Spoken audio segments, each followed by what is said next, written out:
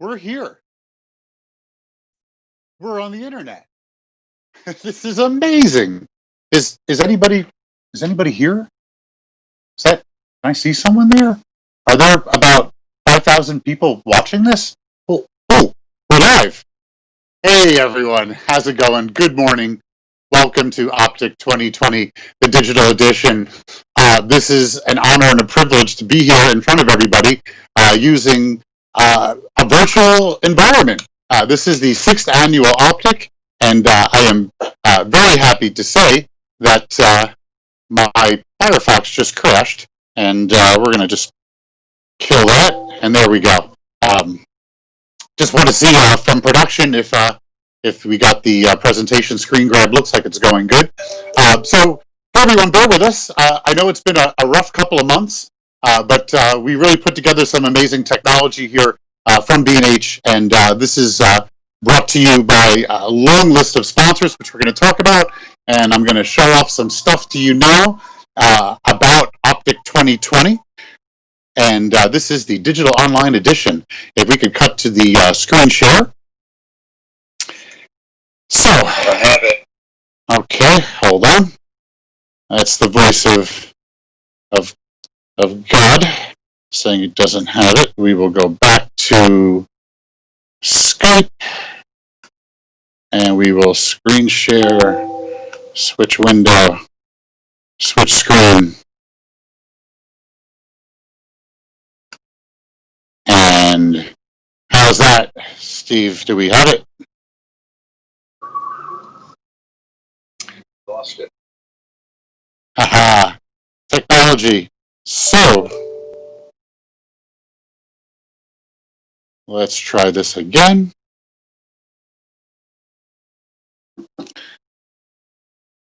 Oh, what an amazing start to OPTIC. You gotta love it. Yeah, it keeps, I see the red screen share, but it's kicking Keynote out. Interesting. Let me try the application. Ooh, no. Hold on, Steve. Hold on, everyone. We had it before, Dave.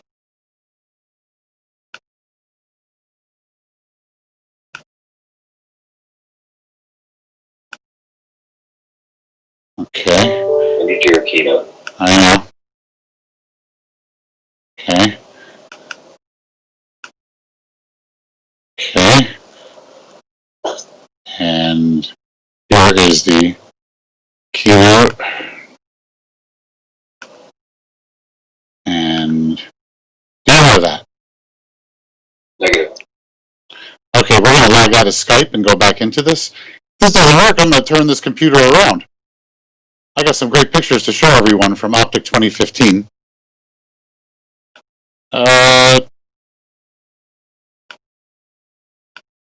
Okay, we're going to stop sharing. Hold on, Steve. We're going to do it again. Start sharing. Do you have a window, Steve? By the way, big hand, everybody. Everybody, big hand out there to Steve. He's in the production facility, a bunker out in Long Island, staying safe and helping us out. And Steve, you got that? Screen. Go full screen? Ready to go. I'm ready to go. Okay, all right, everybody. Thanks. This is going to be an interesting OPTIC. We can see that. Okay, everybody. Let's start from the top. My name is David Brommer. I'm the program director for OPTIC. You've been getting a lot of emails from me and emails from the company. So I've been personally answering many of them, and it's been an honor and a privilege to serve you this way. So this is an interesting thing. I want to talk about OPTIC from there to here. How did we get there? We could share that screen. So that's the New Yorker Hotel in 2015 for the first OPTIC over there on the left. We came up with the idea for OPTIC while we were cruising in the Sea of Cortez on a Lindblad Expedition ship with Gabriel Biederman of B&H fame. You've always met Gabriel Biederman at trade shows across the country. He's also one of the founding members of NPAN, the National Parks at Night crew. Ralph Lee Hopkins, National Geographic Expeditions photographer, head of the Department for Photography Expeditions at Lindblad, and also Carolyn Delmonico. And we had a dream about creating a fabulous conference. That was in 2014, and look at us in 2015. So that's back then when we started, and here's where we're at now. This is my studio in my 2-bedroom apartment in Manhattan. And to say that it hasn't been an interesting year would be the understatement of the century. There's some crazy things going on in the world, but we didn't let any of the crazy things stop us from bringing OPTIC. We felt from the heart it was very important for us to provide this program so that in this time of unease, of global pandemics, of racial injustice, of battles across our country, that we would still do OPTIC as an inspiration for hope and our future travels. So if we could go back to the screen, I want to share with you guys some pictures over the years from OPTIC. So this was a fun one. This was we flew the DJI Mavic in 2015, and if you guys are familiar with this type of work, drone, this was one of the early drones. This was the Inspire, and I'm going to be honest with you, tell you a little backstory here. We really didn't have good control of it. It could have sailed into the crowd at any point. That's a pretty heavy drone. That would have been really scary. I want you to look in the background, right underneath the drone, essentially. That is the legendary Art Wolf, our keynote speaker. Right next to him is Ralph Lee Hopkins, and that's Jeff Cable that's up on the stage. What a trip that was. That was when we had Art Wolf come in, was our first keynote speaker for OPTIC. Art Wolf had been a personal hero of mine and many wildlife photographers and landscape photographers. Probably to say that Art Wolf is not the preeminent landscape photographer right now would be would be a completely true statement. Art is an amazing photographer and a fellow human. Thank you very much, Art, for that first one. We love you, brother. The crowd we discovered and we tailored OPTIC to, we knew what you guys wanted. We wanted to inspire you in this main stage, and we want to give you technique lessons on the second stages. Outside of this room was a trade show with all the leading manufacturers. We had the Platinum Trade Show, we had the Gold Trade Show, we had extra rooms on the second floor of the New Yorker Hotel. Now, I want to give a little shout out to Rebecca, who's on the team. Rebecca, who has always been a critic of the carpeting at the New Yorker Hotel. I hope she's happy now that she's got her own carpeting and we're not at the New Yorker. I actually miss the New Yorker quite a bit. It's a beautiful morning, and I used to love walking to OPTIC in the morning. So we packed the house, and we really increased the production values, and we learned a lot, and we started to become a real force to be reckoned with. This was a proud moment I had during the first year of OPTIC. I forgot who it was on the main stage. It may have been Ralph Lee Hopkins, but I turn around and there's my heroes, Bob Christ and Art Wolf, standing about 5 feet apart from each other, not recognizing each other. So I walked over to Bob and said, you want to meet Art Wolf? And he said, absolutely, he's my hero. And I turned to Art Wolf and I said, all right, so I want you to meet Bob Christ, a great mentor of mine. And Art looks at Bob and says, I'm honored, Bob. I've been wanting to meet you forever. So OPTIC is about community. It's about meeting people, and we're gonna bring some of that flavor here. One fun thing about OPTIC was always our OPTIC Sunset Cruise, which was sponsored by Kernan. This was a fun social that we could get out there, and we could really have a blast.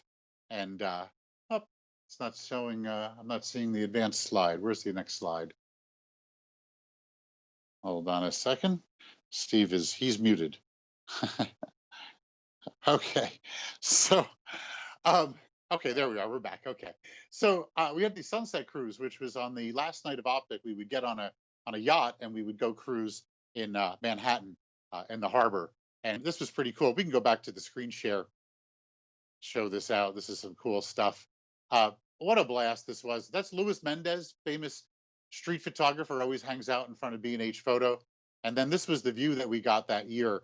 Moose Peterson was also on board. I think he wanted to commandeer the ship. He's a blast, Moose Peterson.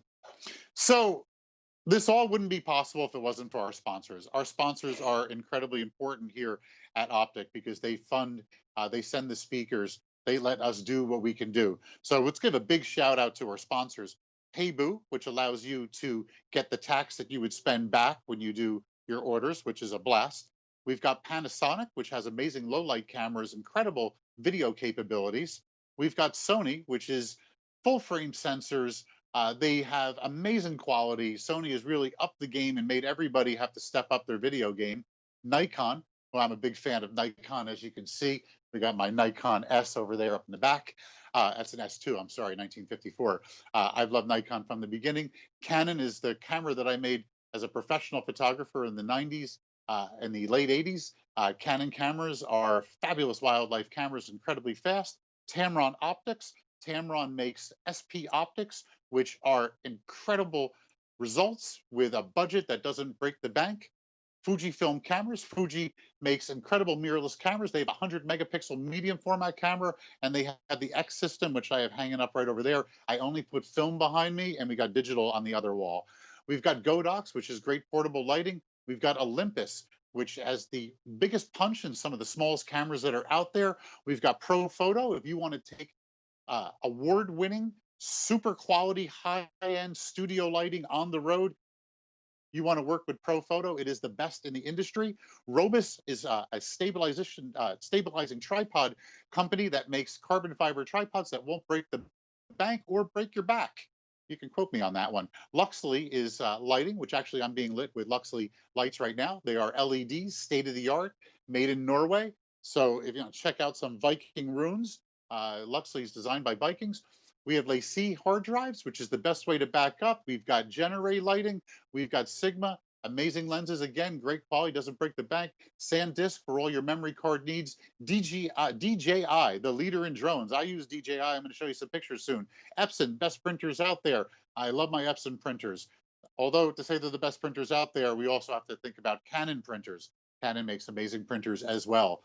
We've also got Ruggard Bads, Velo accessories. We want to thank Bay Photo.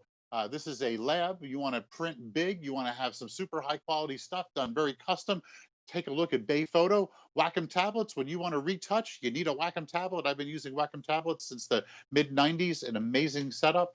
Seagate hard drives. If you want to get a little complicated and save your photos in a RAID, you want to work with Seagate hard drives.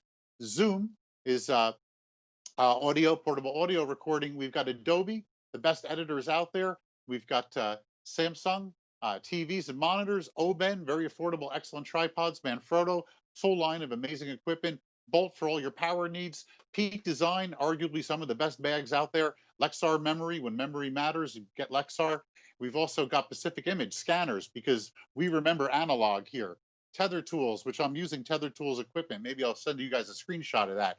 We've also got the Gratis Group, which is a number of great support equipment. And we also want to thank Westcott Lighting. They make incredible light modifiers. So those are our sponsors. Moving right along, I would be remiss if I did not give a thank you. Ladies and gentlemen, greatly appreciate you coming here for OPTIC 2020. But believe you me, it was a difficult time. We had to really do an extensive amount of work in a short period of time to do the spin. So I want to thank the web space marketing team at B&H Photo. I want to thank the MEL team. That's the marketing events logistics. The Web UX team who came together and made a beautiful website in clutch time. The advertising team for building that amazing OPTIC magazine. The buyers for getting special deals so you guys can save money. The road marketing team who's manning all the Zooms and the vendor trade shows. The creators team who's manning the image critique room. The studio B&H team who's doing our production and really a fabulous job at that. Steve, a hand to Steve, Fred, and also Michelle, even though Fred is on loan from the MEL team. And I also want to thank from the bottom of my heart, executive management, thank you for supporting us on this in the midst of everything that was going on this year. It was so good to focus on a task and a team that we were doing. So we have to keep moving along. I got a lot of stuff to show you. I have a very special thanks to a team member who did an invaluable amount of work and was really on it. Let's give a special thanks to Tess from Web Space Marketing. If we could cut to this slide, this is really fun. We can leave the slides on from this point with the PIP, I guess, Steve. Now, Tess works for Web Space Marketing, and she really knocked it. But I want to show this screenshot. There it is. This is an honorary award. This is Baby Yoda. Tess, thank you very much. And also Justin from Web Space Marketing and Sammy. Okay, so let's talk about the website. I'm just going to come out of the OPTIC. We're running short on time. So I'll tell you what, guys, play around with the OPTIC website. You've got the OPTIC experience, which has all the different vendor Zoom rooms you can go to. It's got schedules built into it. You can check out the contests that are going to be getting announced, the winners during the show. One's going to be announced very soon. Check out the trade show, check out the specials. It's really pretty amazing. But let's cut to cyberspace and let's just show you where we're at. If we can go back to our screen, show some pictures. Because we've been sitting at home and this is what our views have been. We need to get out. Oh, but that delay is killing me. Hold on, let's just get caught up here. We need to get out. We need to walk the streets again with our cameras, take pictures, find the uncanny, the unusual. In some circumstances, it's just turning your camera on vistas that you don't see every day, thick snowstorms, turning your aperture down to f/22 and getting starburst effects, traveling through parks, going and seeing amazing landmarks. It's about taking a drone from DJI, a Mavic Air, and flying like an eagle above the scenes below you. It's about capturing the wildlife, the beautiful fauna that inhabits our planet with us, watching these magnificent creatures on board a Lindblad Expeditions ship as a whale breaches and you hear the cacophony of shutters in the background. It's about America's national animal, the eagle, taking flight, again, using a beautiful Kernan 600mm lens from the deck of a Lindblad ship, getting that razor sharp closeness. It's about traveling to other cultures during specific times so that when we travel, we can understand other cultures. This is an ongoing series of Day of the Dead, Dios de los Muertos in Mexico. I'm very interested in people. I love people photography. I want to capture what's in their souls. I want to understand their culture. And at the same time, it's part of me that has to also give back to them and show them the good that is in our culture. Pana Muerte on Dios de la Muerte. A young daughter helping out her father at a newsstand. This type of work is close to the heart, and it shows deep down this moment of humanity. It's connecting with humanity, turning around sometimes and just getting a photo of your guide or your friend that's on this journey with you, Alberto. It's about going to Europe. It's about going to classic places that you've studied. It's about embracing the beauty that's in the world around you, whether it be street photography, whether it be travel, wildlife, great landscapes. It's about investigating the vicolos and alleys of the medieval town, having a dark room in Tuscany and being able to create work. This is about connecting with people. This is about the local inhabitant, the neighbor, the great Giustino, who, when we arrived at our home in Tuscany and Giustino's yard was filled with weeds, we were worried what had happened to Giustino. Well, this is what happened. He showed up and he continued, he persevered. By the way, Giustino's still around. This is Stefano Camori serving up the porchetta in the market in Camoccia. You have to get there early in the morning. This is walking around Cortona inside the Vecchio Hospital, outside the little streets, finding geometric shapes. This is about a castle, Fiorentino. This is from the ground with a Sony RX10, 28 to 200mm lens, all the way stretched out, Zeiss lens. This is going back next year and showing it, but with a DJI Mavic Air, flying hundreds of feet above, capturing the sunset. This is about soaring. This is what we should all do. We should all travel and soar. So I would like everybody at this point, before we begin, to take the photographer's OPTIC oath.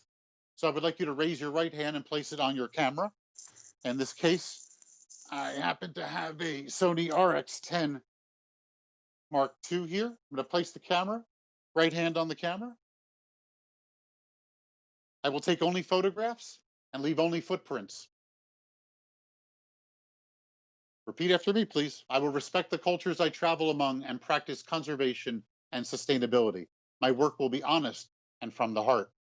And lastly, the most important photographer's OPTIC oath. I will only purchase my equipment from the experts at B&H Photo. Thank you very much, everybody, for the opening remarks. I'm very happy to now get the party started. And just want to cut back to the slide for one more second there, Steve. Sorry, I got one more slide. We always get a cheer going when we started, so we're going to do a virtual cheer. What we're going to do is we're going to let that get to the next slide. We're going to get the party started. Welcome to OPTIC 2020 Digital Edition. Share a photo on social media of you watching online. Let's do that right now. Take a picture here. And then we're going to share it on OPTIC 2020. Ladies and gentlemen, we've got Pete oh, hold on one second. Hold on, let's stick with the screen share. Hold on a second there. We have to announce the winner for the Paybu Marketplace. Okay, and here we go. This is the OPTIC Challenge winner, and this is the Paybu Marketplace. Go full screen. Whoops. Okay. Thank you, Steve. Sorry. I like how the voice of God comes in. Okay. The OPTIC Challenge winner. And this is sponsored by Paybu. This is for a $500 Paybu gift card. Excuse me, a $500 B&H gift card. Untitled by Ernie Guzik. Now, I chose this one. I was the judge for this one. And this is a beautiful image. Ernie, congratulations. I chose it because you filled the frame. You were brave. You came in close. There's story going on. There's emotion going on. I can tell there's a sense of place. And it's a really fabulous photograph. And I absolutely love the girl in the lower left-hand corner. She gives gesture to it. Well done, Ernie. Ladies and gentlemen, believe it or not, we are right on time because we are sitting on 10:58. This is looking pretty good, folks. We are now going to switch over and stop the file share in one moment. Congratulations, Ernie. That was great. We're going to stop the share. And I think I'm going to get a big thumbs up from Steve. Yeah, we're going to bring Pete on, so stand by. Okay. Everybody, we're going to have Pete McBride from Sony coming on in a moment. So funny. I feel like I'm looking off to the right, to the left. It's just such a weird thing doing it this way. I got to remember where the little, there it is. That's the camera. Okay. Pete McBride is getting queued up. He's going to be on here in a second. I hope everyone's having fun.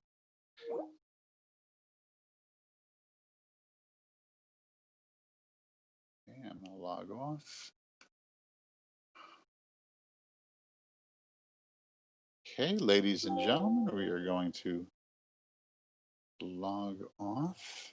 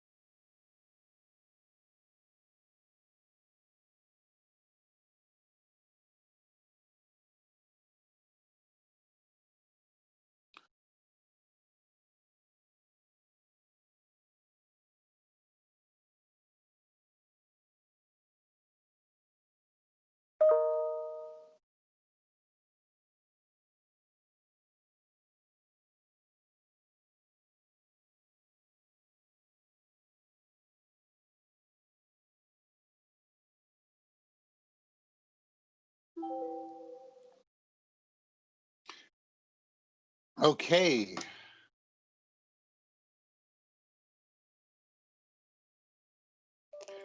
I believe we are back online. Okay. Steve at the command bunker, the studio bunker out in Long Island, is queuing up Pete McBride.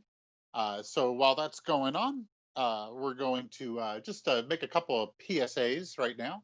I would say that everybody, you want to go check out those vendor Zoom rooms.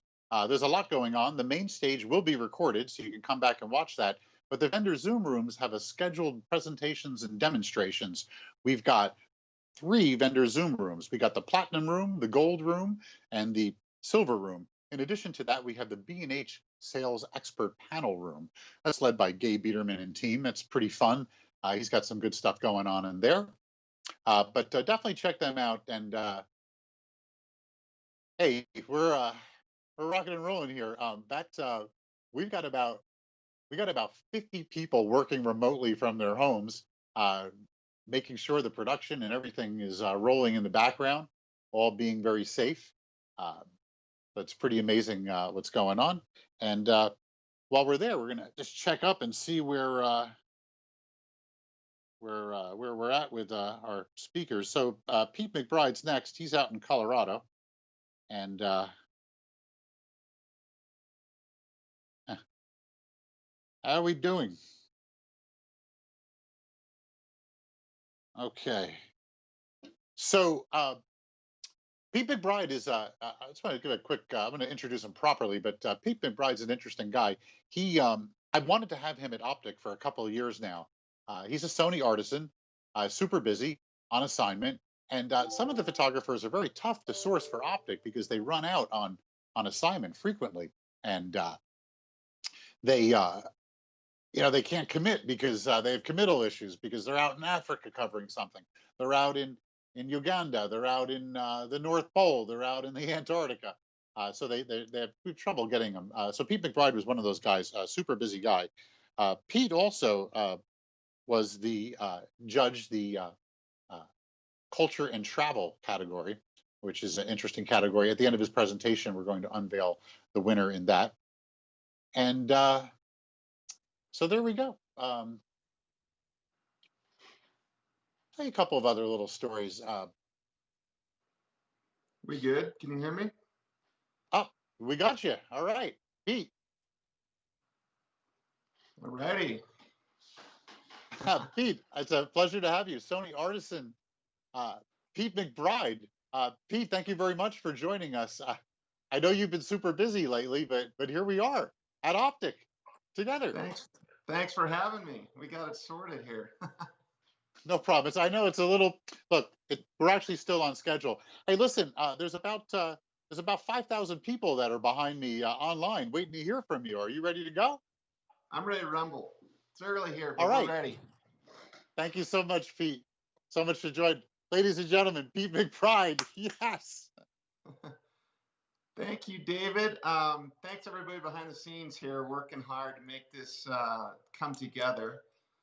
And I'm excited to speak to everybody. I know it's been a very interesting time. We've all been cooped up. I'm out in Colorado in my studio. And what I'm going to do today is, if you guys can see my presentation, I'm going to take you on a journey through the Grand Canyon.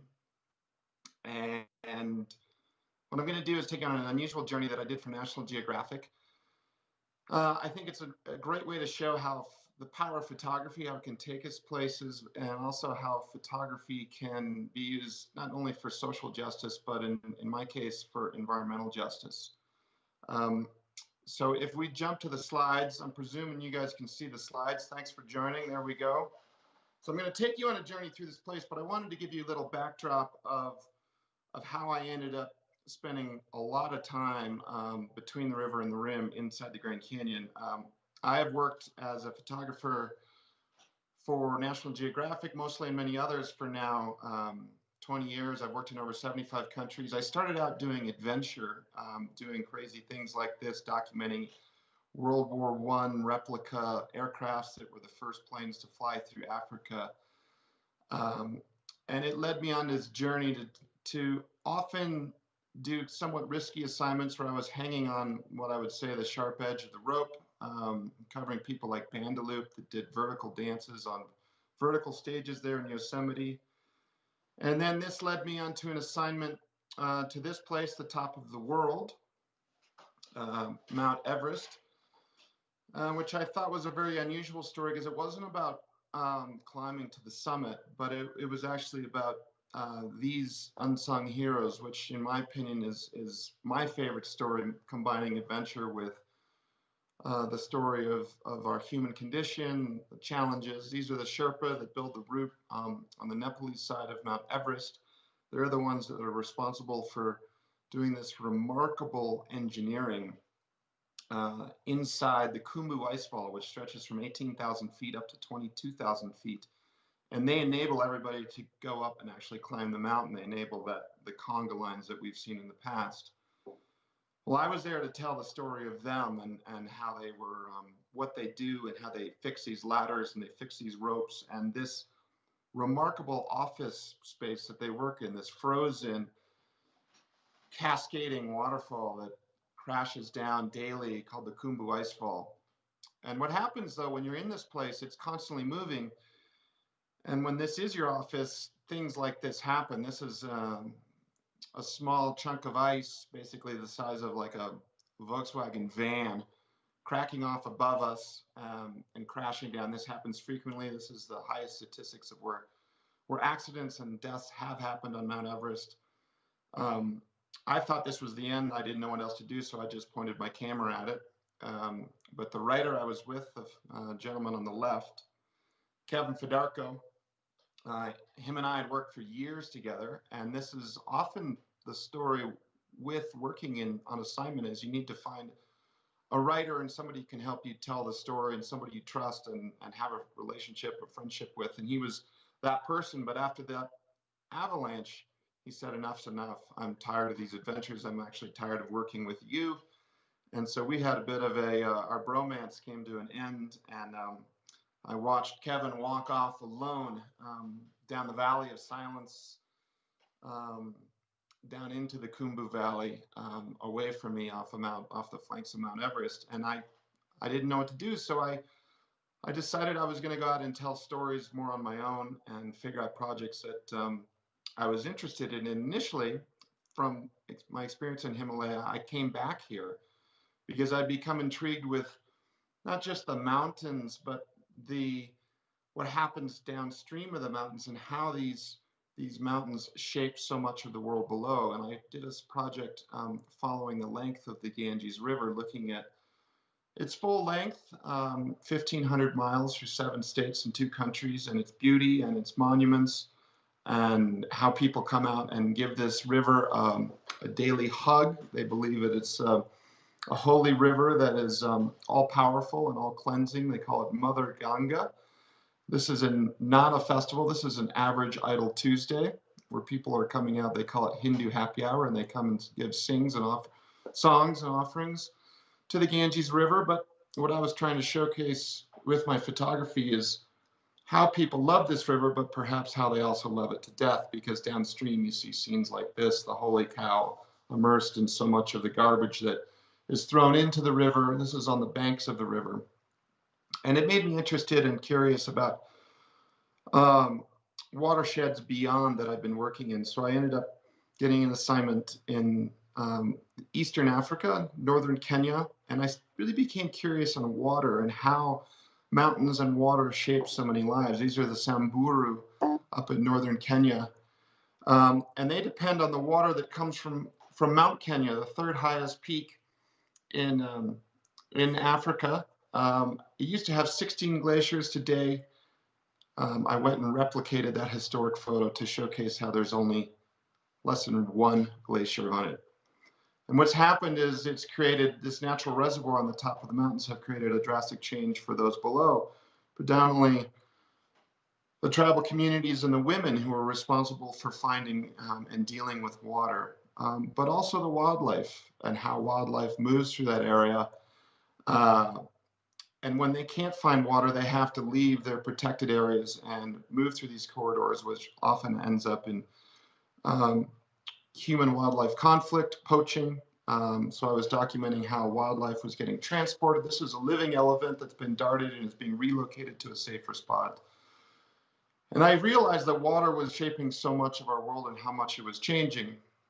And then finally, I was assigned to do an adventure by kayak down the peninsula of Antarctica, where it was a remarkable way to see this, what is actually one of the driest places on the planet, to see its beauty, but also its wildlife up close and personal at water level, but also see its changes, the remarkable glaciers that calve off and come into the ocean, the sea ice.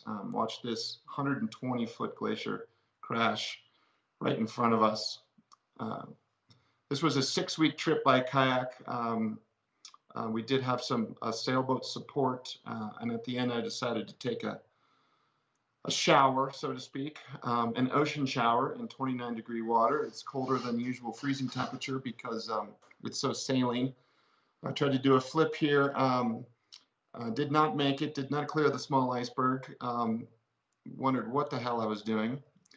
What happened here, though, is I would say that my wanderlust to see all these remote parts of the world experienced a little bit of shrinkage, to say the least. And so after this journey, I decided I wanted to come home, and I came back here to Colorado.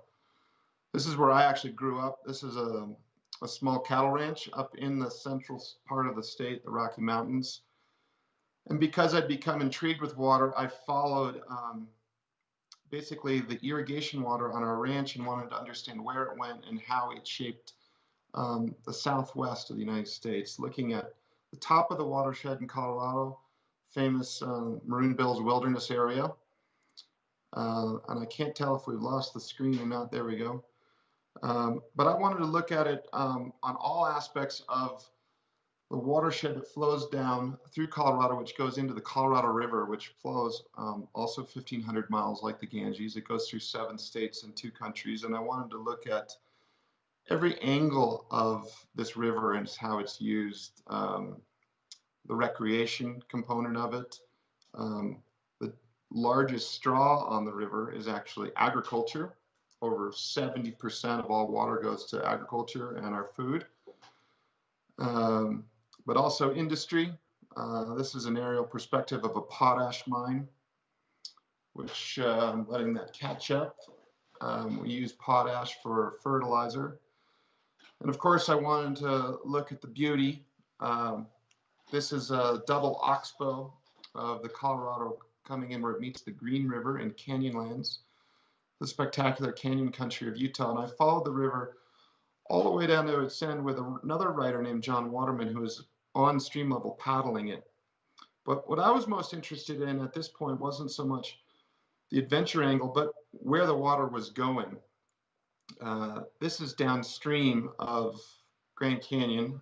Hopefully this is catching up with me, the images. This is Hoover Dam, once the largest dam in the world. It was built in 1935, and behind it you see these white lines on the reservoir of Lake Mead, which highlight what we call the bathtub ring. It's the water that we used to have. And we've been in 2 decades of drought. Climate change is now playing a large role in this, and we're watching water levels shrink drastically. And so I was curious on how this was playing out and what happened downstream at the end of the river, a place I'd heard had this famous estuary. And to my shock, this is what I actually discovered, was that the river turns into this sludgy frappuccino pit, as I call it, right at the US-Mexican border. And when you go beyond that, you see the river trickle out into basically these fingers that dry up, and basically the river runs dry 100 miles shy of the sea. And I once again was reenacting historic images and modern day images. That is a picture of the Colorado River Delta in 1922, and I went and found this spot, and that's what it looks like today. Not a single drop of it is left. The Colorado River flowed to the Gulf of California for 6 million years, and not a single drop of it, to my surprise, has not reached it consistently since 1998. And that's what we turned the mighty Colorado River into. This took me 3 years doing this project, and at this point I figured I was done with the river, but apparently it wasn't done with me, because I got invited back up to this place, the Grand Canyon, where they asked me to give a presentation to the National Park Service and a group of tourists about the architect of the canyon, the Colorado. And it was here that I discovered that my long lost friend, Kevin Fedorko, who had walked away off the flanks of Mount Everest, he had been down in this place writing a book about this place, which surprised me. And I was also surprised to learn that there was a remarkable amount of challenges and development threats poised to this place, one of our most iconic landscapes in America. I didn't think there was any conservation issue here because it's a national park. But to my surprise, all the park officials and local residents, native tribes, said there's all sorts of issues surrounding it on all 4 points of the compass. So that's when I went and found my friend Kevin and knocked on his door and said, hey, I have an idea for you. So if you guys could roll video 1 for me, that would be great, back there in headquarters.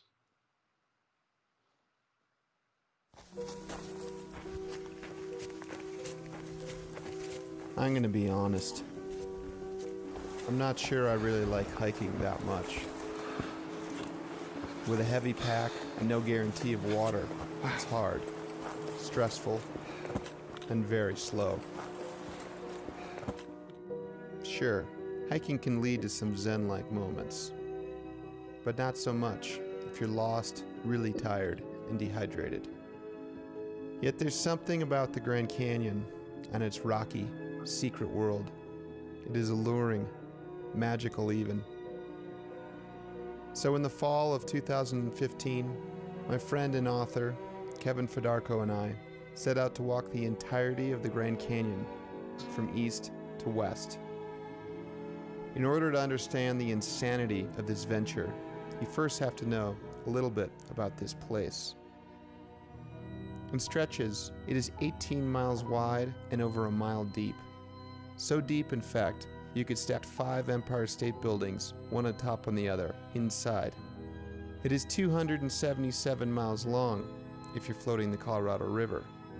But on foot, by the time you've gone up and back down the numerous side canyons, it's more like 700 miles. Oh yeah, and for most of it, there's no trail. As a result, more people have stood on the surface of the moon than have completed a continuous through hike of the Grand Canyon. It may have been the brushiest, scratchiest, longest day. Wow. I'll get him. I fell into a barrel cactus. And now I got all these weird lumps on my arm. This is wild. Wondering what the hell we've gotten ourselves into. I was told that yesterday would be the hardest day. I don't see any difference whatsoever between yesterday, the day before yesterday, the first day, and today. My body's falling apart. Kevin and I would be the first journalists ever to tackle this hiking lunacy. We plan to complete our mission over a year, watching the seasons change and teaming up with hardened canyon veterans to help us find our way and our legs. We're running low on food. And if we don't keep walking, we're not going to get to our food cache in time. So my big question is, when do I start to panic? Right now. Beyond that challenge, something else drew us on this quest. The Grand Canyon is facing an unprecedented array of pressures from all 4 points on the compass. Development projects are poised to change the integrity of perhaps the most monumental landscape in America.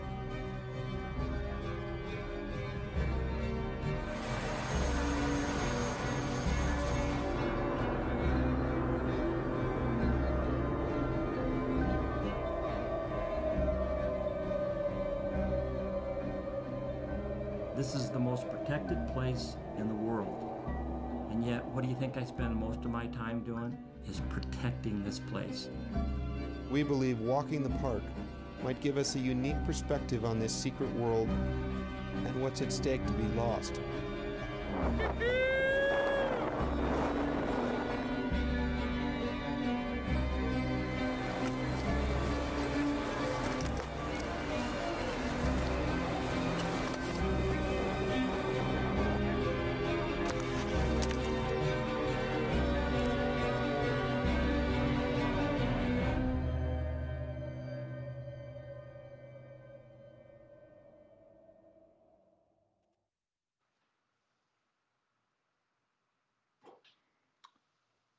So that was how I convinced Kevin to join me on another adventure. I'm going to show you what, first off, I'm going to show you some of the mistakes we made. We can go back to the slides. We have a little bit of lag, so folks just have some patience with us on the slide lag. Wrong one. We're going to go back to the keynote, if you would. There we are.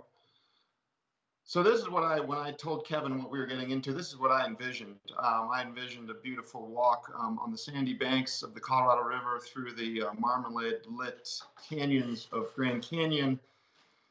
We would walk a few hours in the day. We would have no issue with water because there's a river there. Kevin could write his prose in the afternoon. I could work on my photography and filmmaking. That stretch of beach you see in that image is about 50 yards long, and that is the only stretch of beach we ever set foot on. Because in order to move through this landscape, this broken, shattered world of rock, in order to move horizontally, you actually have to move vertically. So we were constantly climbing up to layers of rock, leaving the river. And then once we were up beyond the river, we'd often have to find these slot canyons to move back down to get either back to water, or in some cases we had food cached in buckets. And then when you turn the temperature up to 108 degrees at night, which we experienced in the first element of this trip, you quickly start looking, or at least I did, start looking like this about 5 minutes after coffee on day 3. Maybe day 2, maybe day 4, maybe every single day of the trip. I quickly realized what I'd gotten Kevin into was maybe even harder than our experience on Everest. You don't see it written on my face. You can see it written all over the soles of our feet, which were quickly delaminating with our shoes. And then there's the issue of how do you carry enough food? This is what I looked like after a little while on the trail, wondering where my butt went. And part of this problem is because, like any photographer, I went in figuring I would need redundancy, I would need backup gear. And I knew that Sony had these lightweight cameras, so it wouldn't affect my travels that much. But even this small pared down kit, as I thought it was pared down at the beginning of the journey, was too much, really. So after just a few days of this project, yes, the mandolin, I considered bringing it, but chose better otherwise. But my friends convinced me that after they looked at my pack, after a very disastrous first attempt, they said, there's no way you can carry that much gear. So I did the entire project over a year with one Sony a7R III, one 16 to 35 mil camera, 5 batteries, 1 solar panel, 1 backup battery, and that lovely little 4-inch tripod. But it enabled us to move in, drop back in, move more efficiently through these ramparts, these slot canyons, and then we moved back later into the seasons of the fall because we wanted to get to this spot about 100 miles down into the canyon to meet this remarkable woman named Renee Yellowhorse, this Navajo woman, who she came out and met us up on the point. We walked out up onto the rim where she introduced us to some of her friends, a small band of predominantly Navajo grandmothers, of which only 4 of them speak English. They are traditional Navajo that live out on the rim of Grand Canyon, and they were very concerned about this place. This is their Sistine Chapel here. It's called the Confluence, where the Little Colorado River meets the main stem of the Colorado. And they believe this is their holy, sacred place, as do many other tribal communities that live in and around Grand Canyon National Park. The Navajo boundary comes right down to the confluence. The national park is on where I'm taking the photograph from. On the right side of the picture is their land. And this is what they were worried about. If you could run video number 2 and 3, that would be great. I'll talk over the first one, then you'll hear Renee Yellowhorse talking in the second video. So run video 2, please. This was a development, a $1 billion development that was proposed at the time when we were doing this project to bring 10,000 people a day down to the confluence. This was proposed by a developer out of Phoenix who wanted to partner with the Navajo, give us some economic stimulus. And this is what Renee thinks of this place and why they shouldn't do that. The confluence, this is where Little Colorado River meets the Colorado River. Where they meet, this is where life begins. This is what our grandmothers tell us, our ancestors.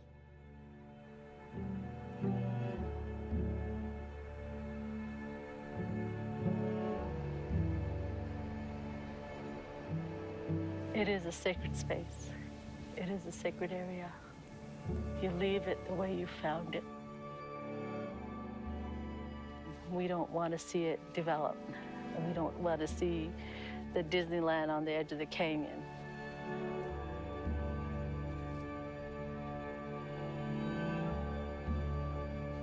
If the tram comes through, that would dig into the beautiful landscape. And that's what I fight so hard.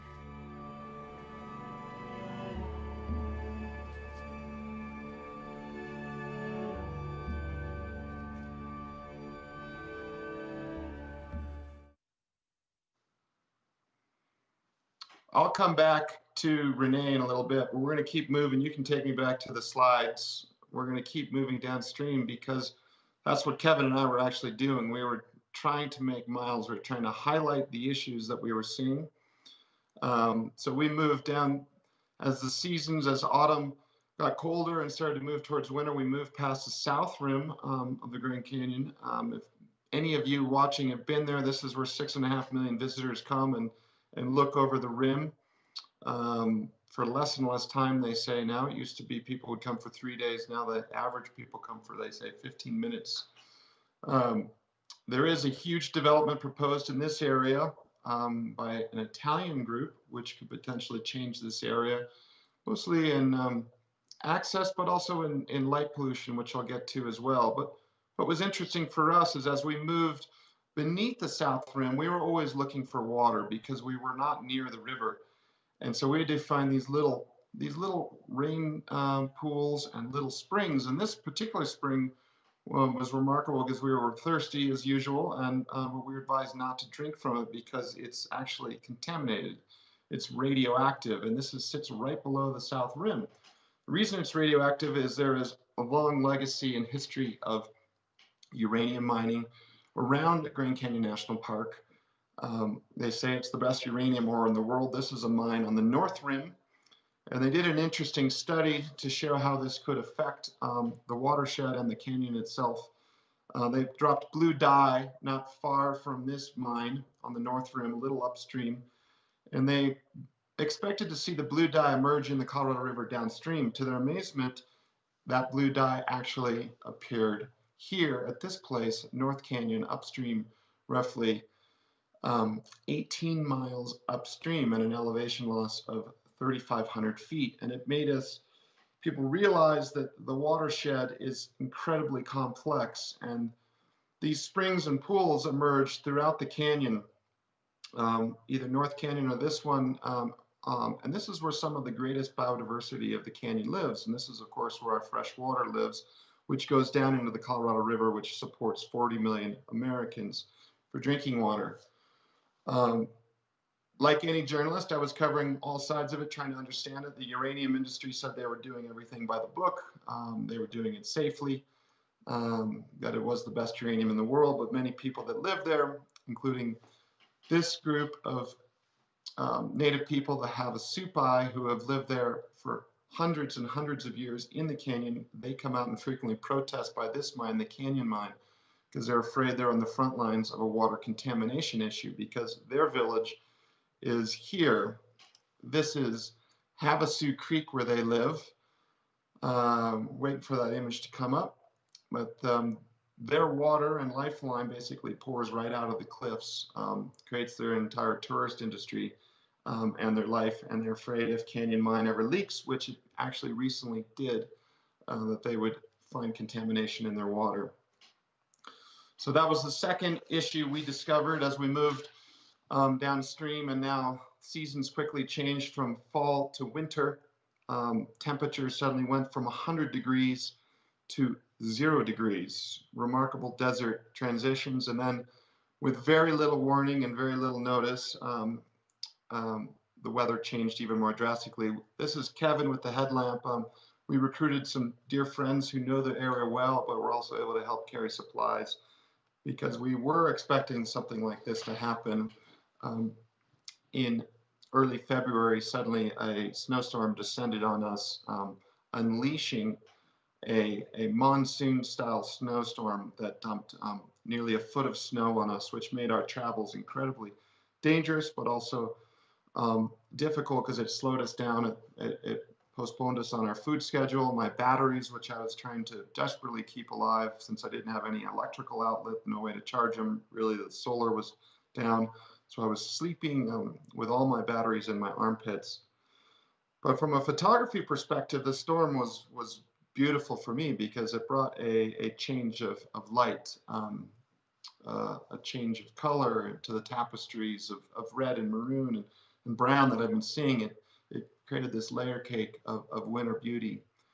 And then with little notice, suddenly winter, which unleashed its fury on us, suddenly slipped towards spring and melted away, like it often does in this desert landscape. Our friends departed, and Kevin and I continued on, marching out into western Grand Canyon, where we left our tent behind and were consistently sleeping out under the stars, being as light as possible with as little as gear as possible. As you can see, if the slides catch up to us, they're a little delayed here. Waiting on the next image. Hopefully it catches us. What was interesting, we've lost it, but we were basically moving into this very remote landscape. And I remember looking around this corner when we cleared this butte, thinking we were getting close. We'd walked roughly 450 miles at this point, and I remember looking and I was like, oh my goodness, there is no way that we could actually finish this. But I found a little bit of inspiration by turning to the great American philosopher Evel Knievel, who said, if you're going to say you're going to go set out and jump the Grand Canyon, well, then you better jump the Grand Canyon. So I figured that Kevin and I better complete what we had started. If you could roll video number 4, that would be great.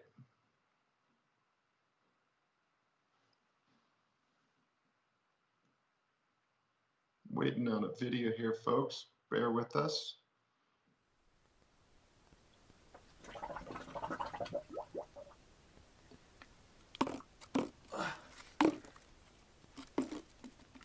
Stay.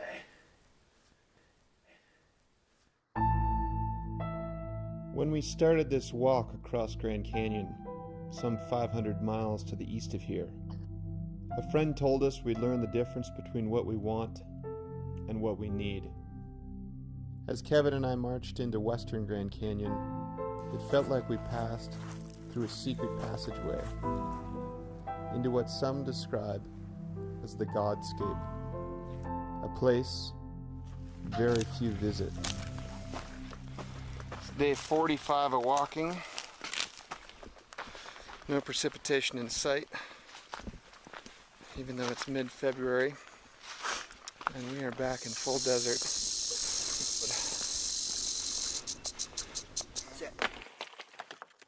Did you step on that? Western Grand Canyon is incredibly remote and immense. And then some. And water is extremely scarce. Finding water when you're far from the river, sometimes 3,000 feet above it, isn't easy. So we depended on very thin, very unpredictable potholes of rainwater. It's out. Just don't fall in there, because there's no bottom in that thing that I can see. That's got 4 liters in it. They were the key to our survival. The water challenge is a day-by-day thing. Every morning, you start the search anew.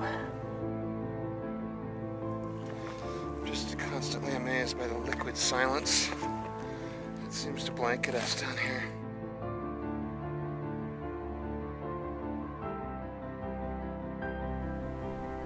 Is there any water? No!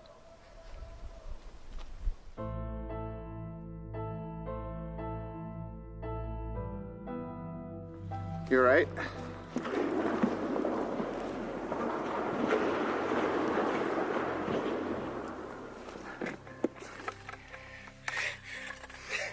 Did you hear that? Are you okay? Yeah, I thought you fell. No. Just scared the hell out of me. It's the rocks.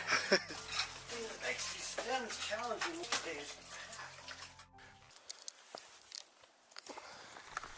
We're climbing a completely inconsequential pass that I don't even think has a name. So Kevin and I are going to name it the Demoralizer. woo woo. Grand Canyon. Sublime. Obi-Wan Kenobi style, jiu-jitsu, wilderness, hoo-ha.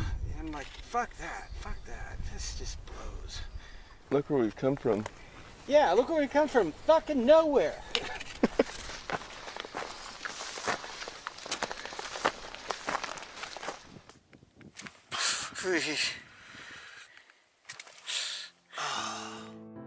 Physical challenges aside, we discovered a solitude and stillness that we've experienced nowhere else.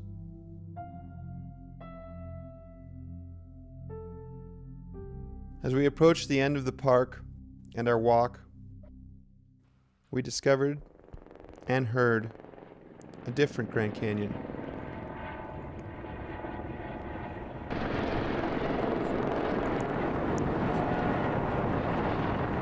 Over a decade ago, the FAA granted the approval to fly and land helicopters below the rim. What is called Helicopter Alley, located on the border of the national park. It is now one of the busiest heliports in the world. This wave of industrialized, high-volume tourism come into the national park. Acceleration of this kind of activity has been incredible.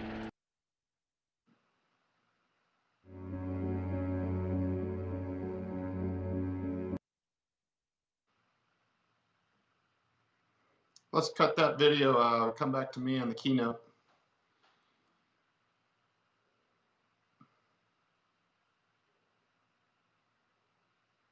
Folks, bear with us. These guys are doing an amazing job sorting this tech side out, if you can hear me.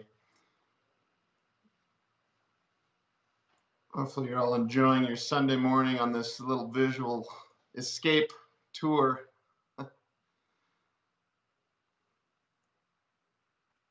There we are. Looks like I'm back up live.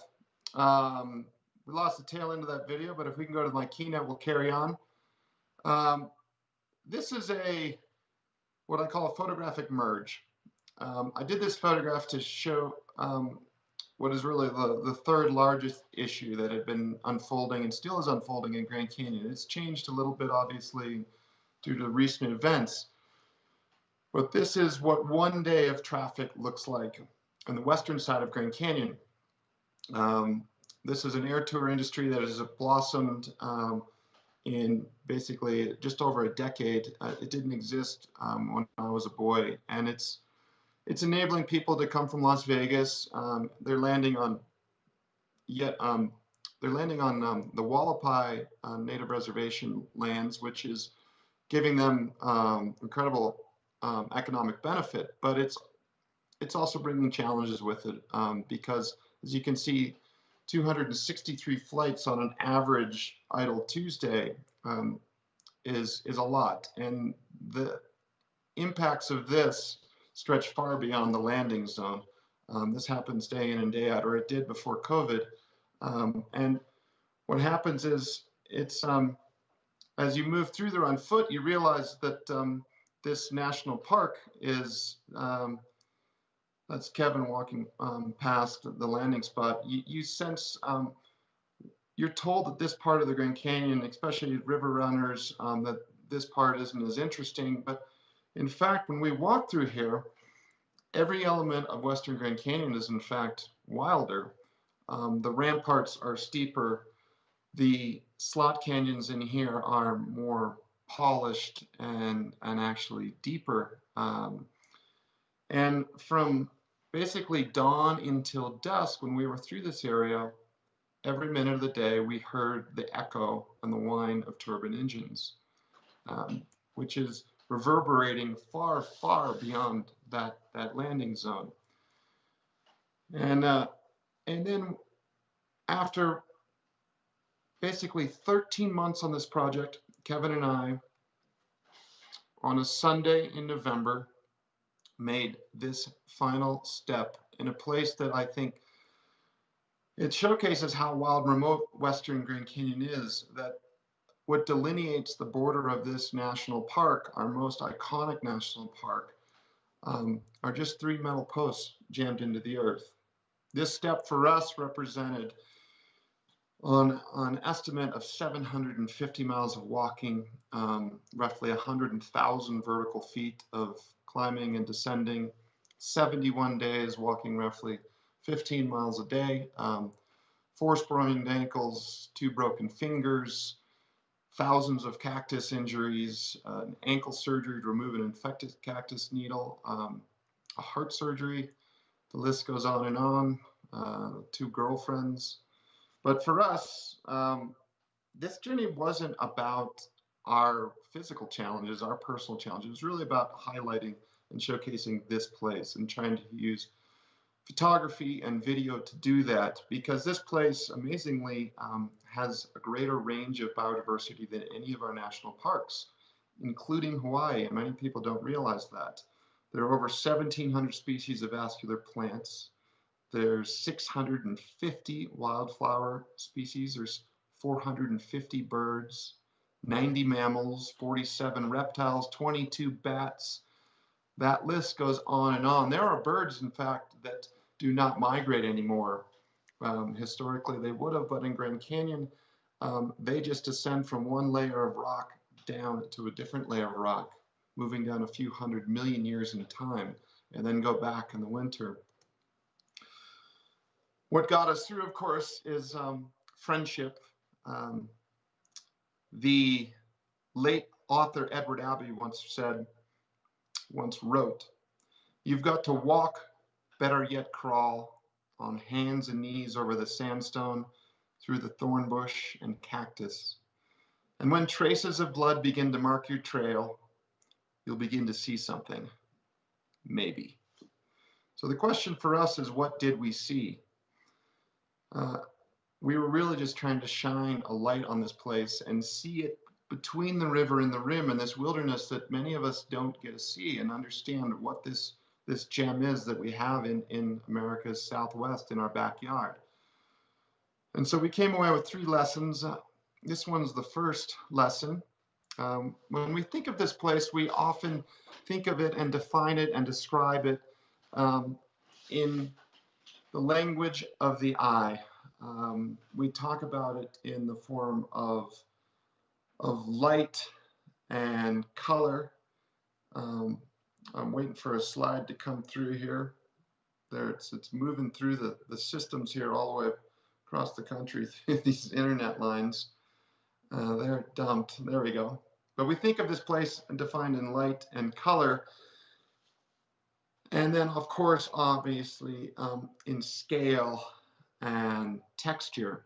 But first lesson for us was so interesting as I went in there to document this place basically through a transect using the language of the eye. And in fact, the most interesting element is not defined with the visual, it's defined with the auditory. It's the deep, desolate silence that hangs over this place. And it's not a silence defined by no sound. It's a silence, it's actually rich in natural sound. It's the wisp of bat wings in the morning that would wake me up as they were hunting for bugs as they slept outside, or the distant bleat of a sheep that I could hear echoing in the distance and think it was nearby and then realize I could see it on the far side of the canyon. And you quickly realize how quickly that silence, how fragile it is, and how quickly it can go away depending on the machines and the uses that we come in to visit this place. The second lesson, which I think is also an element of fragility, is this, and it's that each and every day as we stopped, Kevin, of course, loved these moments. It's the first time we would stop walking, and he would look out and look at, we'd both look at the light change and the last wisps of the orange light as they would slip up the canyon and fade into these deep hues of purple and marmalade. And we would camp sometimes on ledges 2,000, sometimes 3,000 feet above the Colorado River that we could hear rumbling below us, that lifeline of the Southwest that you'd hear distantly, kind of this distant roar. And then you'd realize in this moment that when we're still below the rim of the canyon, yet so far above the river, that the place is really defined by two rivers. There's the river below, but then there's the second river, this river of celestial river of stars that sweeps overhead every night, and made it feel like we were caught in between the two, suspended by the hand of the canyon in this magical place. And what's so interesting about the night sky in Grand Canyon and so many of our national parks is they are the last dark spots on the map. And if you get an assist from NASA and jump up above and look down on the United States, you see the sweep of light pollution that is marching across the United States. And if you look at one of the dark spots out there on the left side, there you see Grand Canyon, the only canyon actually visible from outer space. And there you realize just how awesome and magical it is to be in that place at night. If you could run the last video now, that would be great. And so I spent a lot of time getting up in the middle of the night trying to document the magic and running time lapses of this place.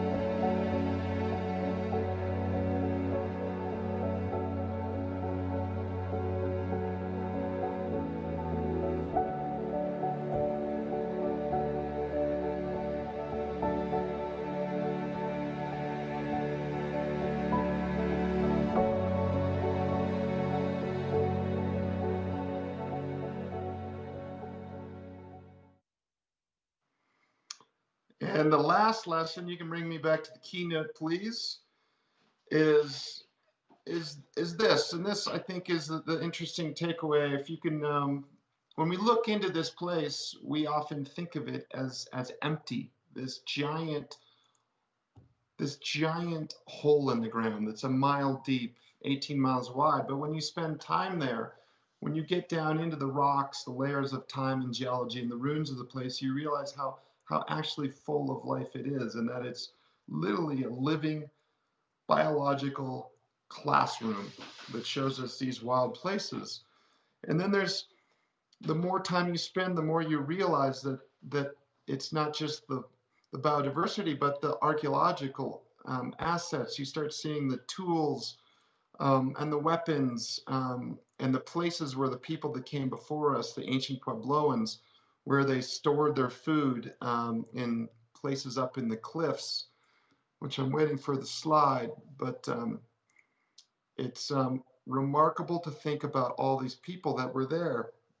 We're having a bit of a lapse. There it is. This is a granary and basically an ancient refrigerator, which I lit from afar with laser lights to highlight where they stored grain. And then in secret places that we don't reveal because people have desecrated them or in some cases even taken them, you find these amazing places of art. These secretive spots that people spent hours working on 4,000 years ago in time. And it snaps you back through time like a rubber band, and you can't understand how they could still be here. These giant paintings that some of them are 12 feet high and stretch for 100 feet along these perfectly shaded panels, and makes you wonder, well, where did all these people go? Where did all these ancient Puebloans disappear to? What forced them to leave? But when you're there and you spend time, you realize they haven't gone anywhere. In fact, the descendants of the ancient Puebloans, many of them are still with us today, and they are all around us on the park. There are 11 Native American tribes that call the Grand Canyon home and have their lands there, and many of them are all sitting on a precipice, basically, trying to understand how to balance this dance between conservation of an iconic landscape, working with a national park, working with public lands and their own lands. And many of them are torn. Some are trying to find development because they're having incredible challenges. In fact, the Navajo Nation is faced with some of the biggest challenges today, right now, with COVID, because they don't have access to clean water or cleaning supplies like many of us do. And I want to take you back to Renee Yellowhorse, who I introduced you at the beginning of the talk. She and her band of basically Navajo grandmothers went out and fought with very little. They bootstrapped and they fought this billion-dollar tram development called the Grand Escalade. We can go back to the keynote, please.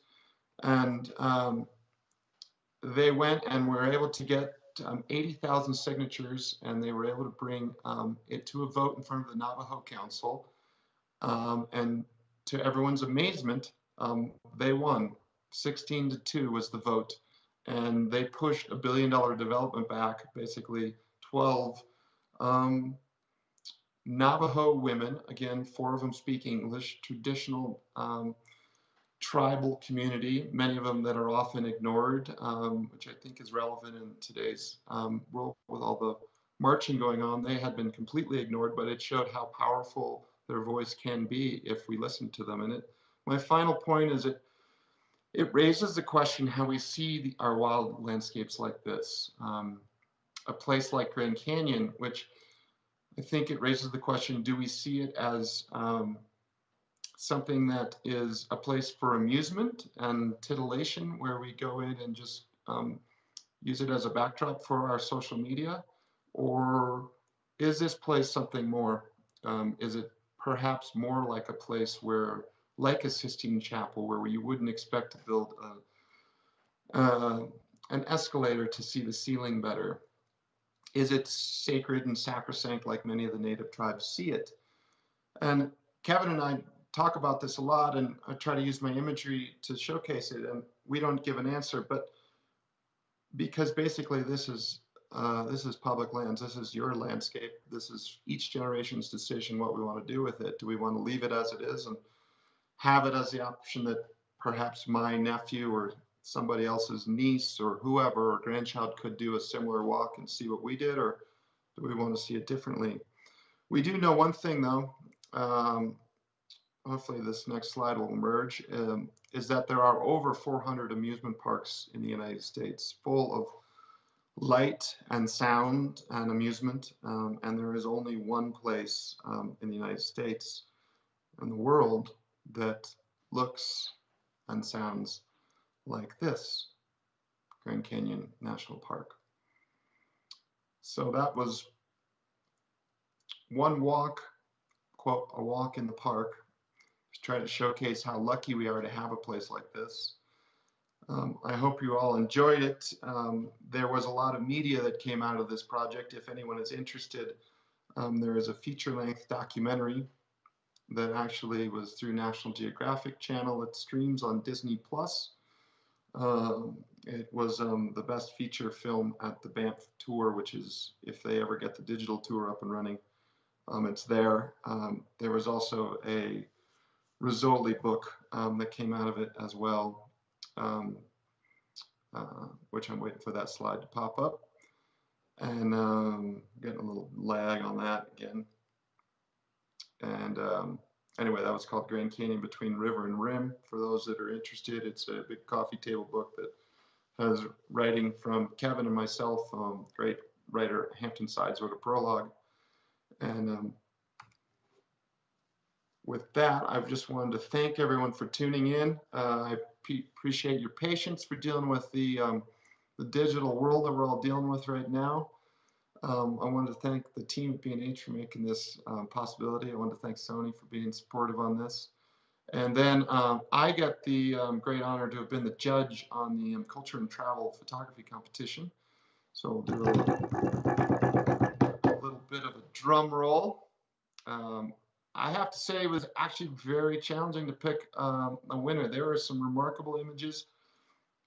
There was action images. There was great actual travel and culture images from people's backyards, potentially. I don't think travel needs to be on the far ends of the earth. It can be in our backyard.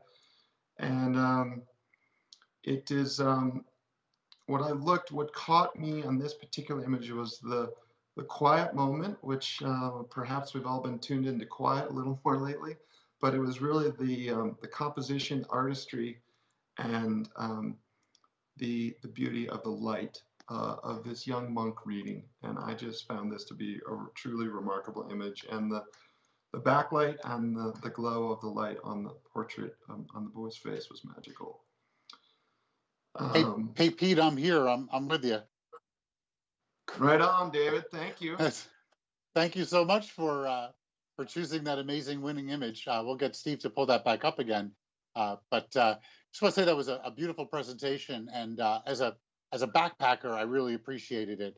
And you know, when you're traveling, you find a big advantage working with those Sony cameras, because when you got your gear on your back and your food and your shelter, it can be pretty rough, right? Yeah, it's not easy, I'd say. The beauty of the Sony cameras was, well, you saw some examples of the time lapse. They're great with low light. They're also, we were weight restricted, incredibly weight restricted, trying to save space for water and food. I mean, I lost 40 pounds on that project. And so, ounces equal pounds. So saving weight with cameras was key. You saw how I had to pare down to one. I shot the entire thing on one camera, one lens, which as a photographer is petrifying. You're like, Grand Canyon has fine-grained ancient dust that eats electronics. And so I was petrified to be 9 days into a beautiful spot and have my camera die. And to my amazement, you know, a plug to Sony's that the camera kept ticking. I wiped out on it. I fell on it a couple times, and it just kept rolling. Rain on solar. Hey, when you said we talked earlier about a benefit for the Navajos, and if that gets rolling, please email me and I'll send an email out to the whole OPTIC crowd on that. That's a noble cause, and to follow up, I'm planning on, we've organized a band of volunteer pilots here in Colorado we're going to deliver. We got a whole 3 containers worth of protective gear and cleaning supplies that we're going to deliver this week to the Navajo, and to offset some of the costs and give the Navajo more funds to try to find gas and transport it all over to their neighbors as well. The Hopi, the Zuni, the Havasupai, the Wallapai. I'm going to do a flash sale potentially with some other Sony artisans, and I'll let you know. And anybody's interested, you can find it. I'll broadcast that. Yeah, you can find me on page McBride. We'll definitely we'll broadcast that, and we could show that picture again. Your winning photo. You know, it's pretty cool. Maybe Steve, you could look at the file name. That's the gentleman's name. We don't know who the winner is. This got sent in, came up on the program a little bit late. But you know, check this out, Pete. This guy's going to win a Sony A7R, or gal is going to win a Sony A7 R3 with the 24 to 72/8 lens. Pretty nice setup. Also, check this out, Bay Photo. Everybody's getting this. Everyone's winning this from Bay Photo. A 24 by 36 inch metal print, $215 value. So you're going to coupon for that and that amazing camera and lens. So that's great. That's awesome. That's awesome.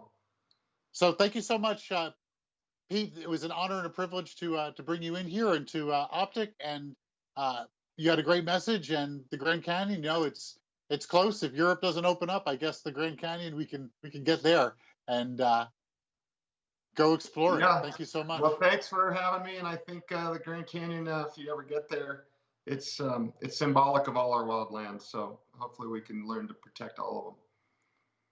Thanks for having me. Thank you, Sony, for sponsoring the McBride Sony Artisan. Okay, well, we got a great show for you guys. Stick around.